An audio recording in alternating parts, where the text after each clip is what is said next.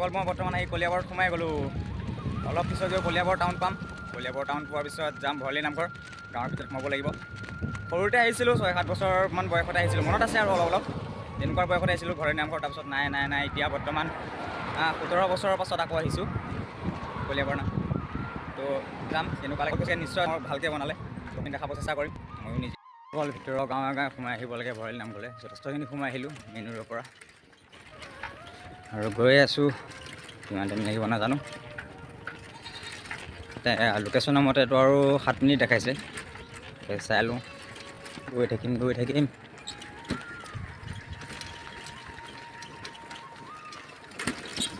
আৰু ৰাস্তা কি বেয়া দেই। নহ'ল বাইপাছৰ ভিতৰত সোমাইছোঁ, ৰাস্তা বেয়া, বহুত বেয়া হয়।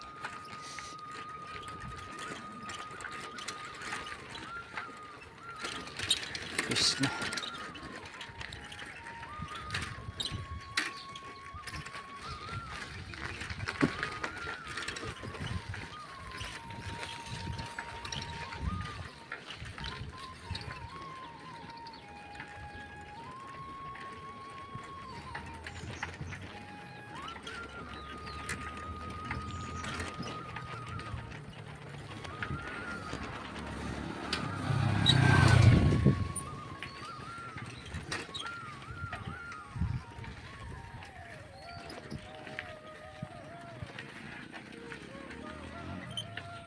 ভৰালি নামঘৰৰ ৰাস্তা ভুল লাগি গৈছিলে। এই ভাইটি তিনিজনে মোক দেখাই দিছে ৰাস্তাটো এইফালে। মোক এতিয়া বৰ্তমান ভৰালি নামঘৰলৈকে লৈ যাব। যিহেতু মোৰ ভুল হৈছে, ৰাস্তাটো ভালদৰে চিনি নাপাওঁ, তো তালৈকে লৈ যাব, দেখাই দিবগৈ। ধন্যবাদ, ৱেলকাম। আৰু এতিয়া গৈ থাকোঁ ভৰালি নামঘৰ।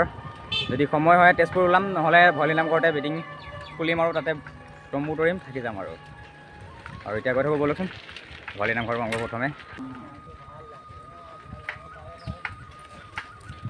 গৈ থাকোঁ আৰু ভৰালি নামঘৰ।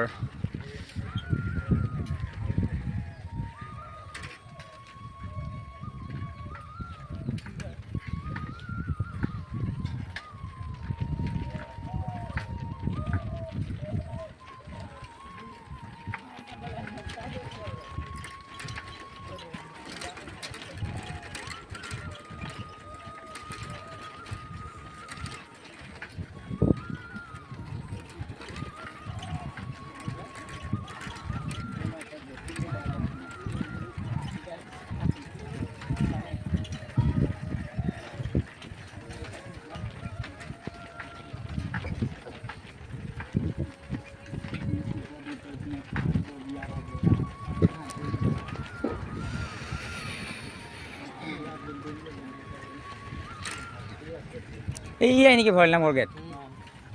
দেখিছোঁ আৰু আঁতৰ পৰা।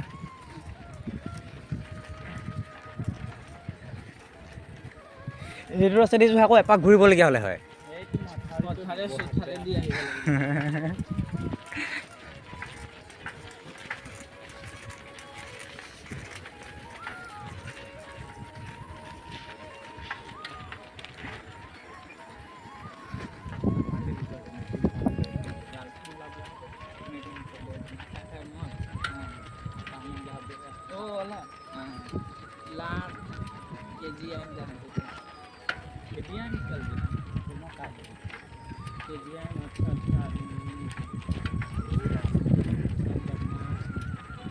এইটো ইয়াৰ পৰা এইটো জখলা বান্ধা এক্সট্ৰা ফালি যাব পাৰে ন?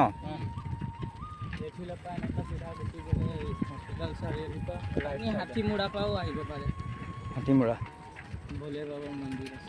সেইটো মানে কি জখলা বান্ধালৈ যে শিলঘাটৰ পৰা আহিম নহয়, জখলা বান্ধালৈ ত্ৰিশূলধাৰীৰ পৰা। হাতীমূৰাৰ পৰা ডাইৰেক্ট শিলঘাট যাব পাৰিব। জখলা বান্ধাৰ পৰা শিলঘাট গৈছোঁ, বাইপাছতে গৈছোঁ আৰু এইফালে ভিতৰত সোমোৱা নাই। ভৰালি নামঘৰলৈ অহা মনত আছে। 7 বছৰ নে 8 বছৰ বয়সতে আহিছিলোঁ একবাৰ, তাৰপিছত নাই অহা আৰু। অনুভৱ পাইছোঁহি আৰু ভৰালি নামঘৰ। সকলোখিনি দেখাওঁ আপোনালোকক। মোক আগত সহায় কৰিব, ছাপোৰ্ট কৰিব যিমান পাৰে, আৰু ভিডিঅ'টো শ্বেয়াৰ কৰি দিব, লাইক কমেণ্ট কৰিব। ভিডিঅ'টো চাই কেনেকুৱা পালে, যদি ভুল হয় ভিডিঅ'টো বনাওঁতে ভুলবিলাক শুধৰাই দিব। এতিয়া নেক্সট টাইম ভিডিঅ' বনালে তেনেকুৱা ভুল নকৰোঁ আৰু শুদ্ধভাৱে ভিডিঅ' বনাব চেষ্টা কৰিম।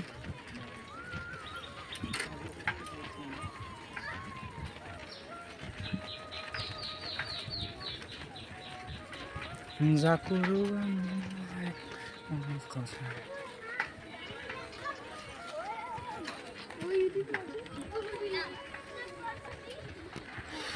Take the next left, then your destination will be on the right. পাই গ'লোহি ভৰালী নামঘৰ।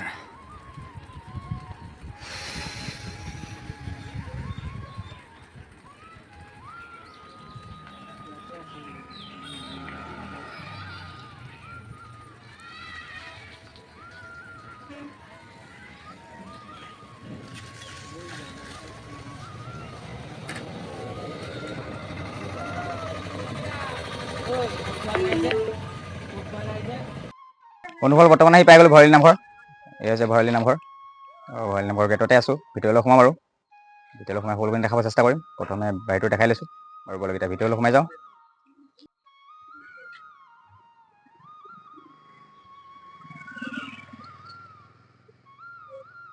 ভৰালী নামঘৰ কলিয়াবৰত হয়।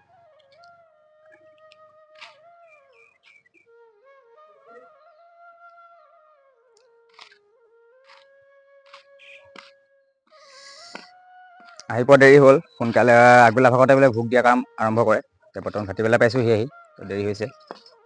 তাৰ বাবে মানুহৰ সমাগমটো কমি গ'ল, মানুহৰ সমাগম নাই। তথাপি দেখাব চেষ্টা কৰিম সকলোখিনি যিমান পাৰোঁ নামঘৰটোৰ বিষয়ে, আৰু পূজাৰীজনক লগ কৰি নামঘৰটোৰ বিষয়ে অকণমান শিকিব চেষ্টা কৰিম আৰু আপোনালোককো জনাব চেষ্টা কৰিম। আৰু ভিডিঅ'টো চাই কেনেকুৱা পালে জনাব, মন্দিৰটোৰ পৰিসৰটো কেনেকুৱা সকলোখিনি।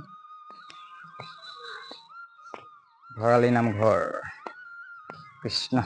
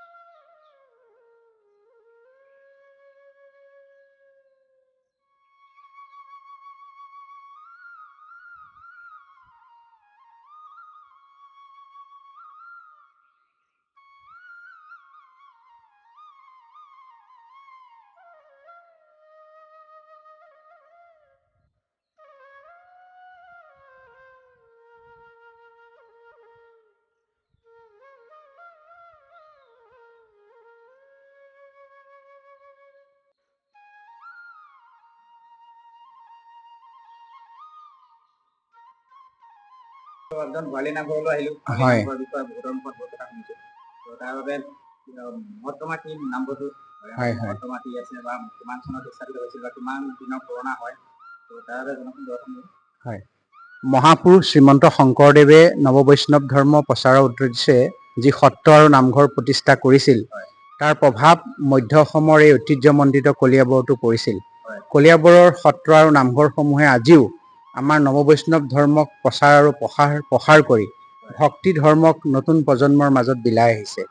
আপুনি এতিয়া য'ত আছে, এয়া হৈছে ঐতিহ্যমণ্ডিত মহিমামণ্ডিত ভৰালী নামঘৰ। এই ভৰালী নামঘৰ প্ৰতিষ্ঠা কৰিছিল বালি সত্ৰৰ প্ৰতিষ্ঠাতা শ্ৰী শ্ৰী বাপুৰাম দেৱে।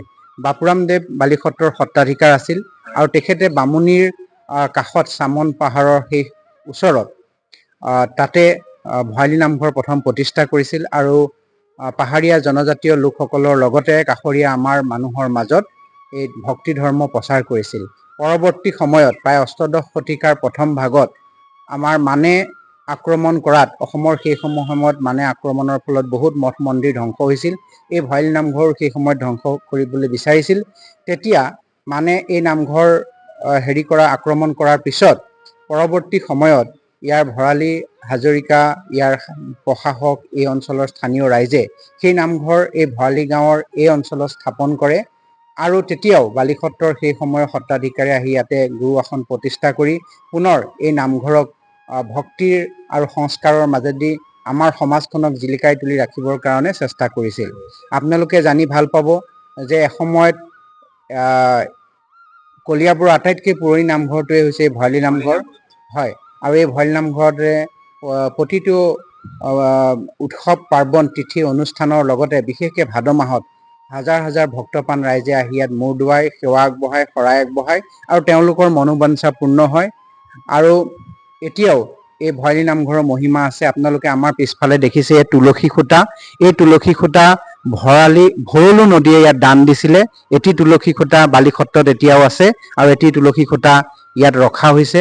এতিয়া ইয়াৰ নতুন নামঘৰ, ইয়াৰ কাষতে পুৰণি নামঘৰ আছিলে কাঠৰ আৰু বাঁহৰ খেৰৰ।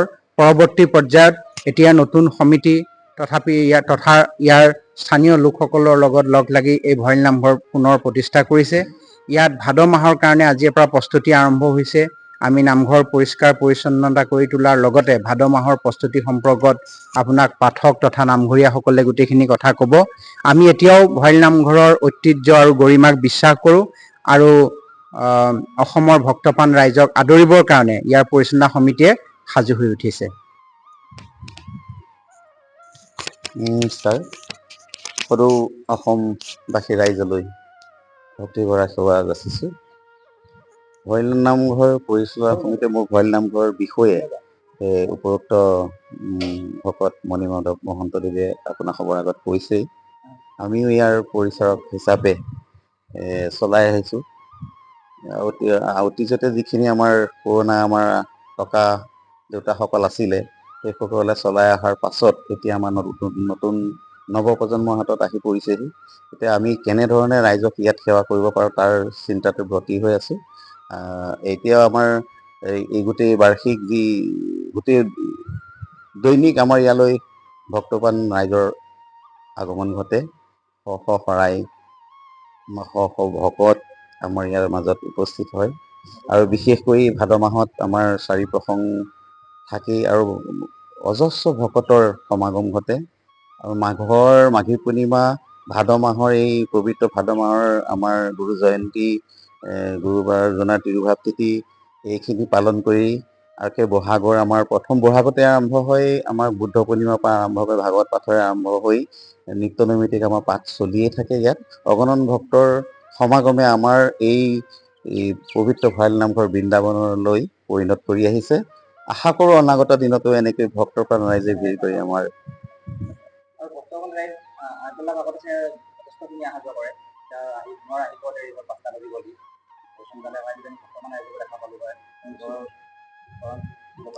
হয়, আমাৰ ৰাতিপুৱা 6 বজাৰ পৰা নামঘৰ সন্ধিয়া 6 বজালৈকে খোলাই থাকে।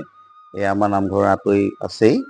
আৰু এই শৰাই আগবঢ়াবলৈ কিছুমানে আগদিনাখনৰ পৰা আহে, পাছদিনা 6টা বজাৰ পৰা আমাৰ 12টা 1 বজালৈকে আজিৰ দিনটোৰ কাৰণে যিখিনি শৰাই ইয়াত উৎসৰ্গা কৰিবলগীয়া হয়, সেইখিনি শৰাই আমি কৰি দিয়াত 1 বজা 1:30 বজাৰ পাছত যিখিনি আহে আমি আকৌ অহা কালিলৈৰ কাৰণে থৈ দিয়া যায়।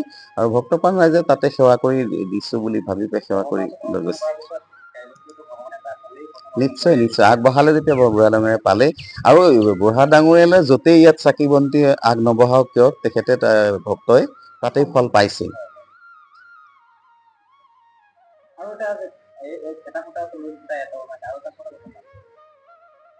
আৰু এভাগ খুঁটা আমাৰ দুভাগ খুঁটাই আহিছিলে। তাৰে এভাগ খুঁটা আমাৰ বৰ্তমানৰ কেশৱ মহন্ত ডাঙৰীয়া যি মন্ত্ৰী, তেখেতৰ বাসৰ গৃহতে বালিসত্ৰ হয়, তাতে আমাৰ এভাগত সংৰক্ষিত হৈছে। বালিসত্ৰত বাসৰ গৃহৰ সন্মুখত তেখেতৰ যি সত্ৰৰ নামঘৰ আছে তাতেই বালিসত্ৰ ডেকা সত্ৰীয়া আমাৰ এতিয়া আমাৰ নামঘৰৰ লগত বালিসত্ৰ ইয়াৰ পৰা 6 কিলোমিটাৰ হ'ব।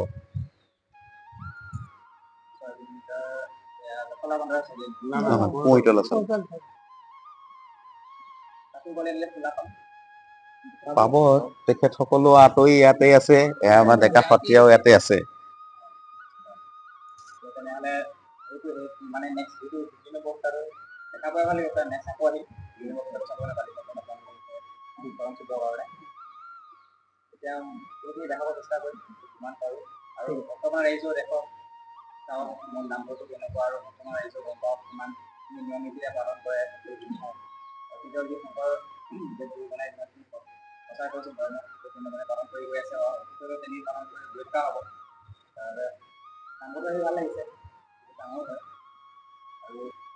আপুনি পুৰণা নামঘৰ ভাগটো আছে তাতো দেখুৱাব পাৰিব। সেইভাগ বহুত পুৰণা গুৰু আসন, বহুত শ শ বছৰ পুৰণা গুৰু আসন, সেইভাগো দেখুৱাব পাৰিব। ঠিক আছে, আমি কামত লাগিছোঁ, আপুনি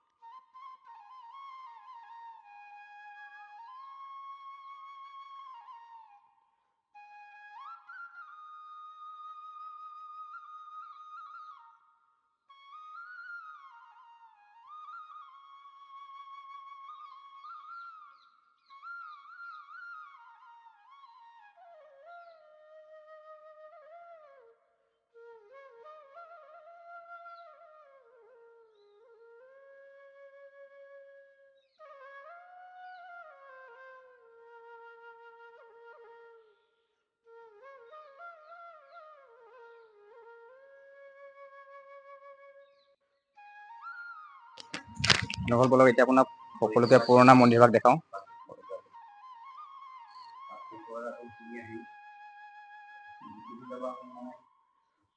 এইভাগ আছে পুৰণা নামঘৰভাগ।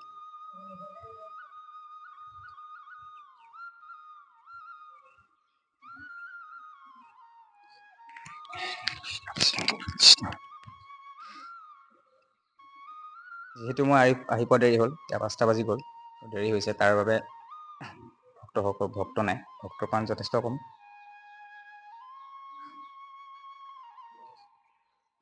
সকলোতে চাকি বন্তি জ্বলাবৰ কাৰণে যি দীপ সাজি দিছে, সুন্দৰ হয়। কৃষ্ণ।